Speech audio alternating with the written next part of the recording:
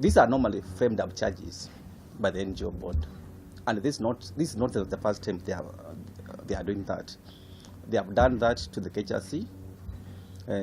I think like 3 times now from 2015. We saw that on Africa, and we always tell them to meet us in court, and they don't come.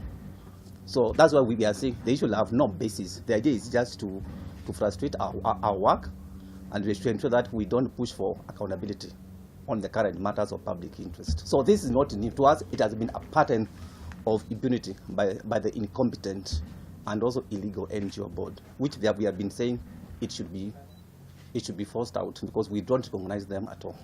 Opposition isn't using civil society to fulfill its agenda.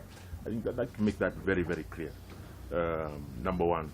Number two, allegations have been made, for example, with regard to Africa, of which I'm the chairman, vis-a-vis taxation. And the point that we made, even when the last raid happened in August, was very clear that our books are open, and we've invited them. Come and go through our books. We do not have a taxation problem that we know of. If we have a compliance issue, it would be good to be notified.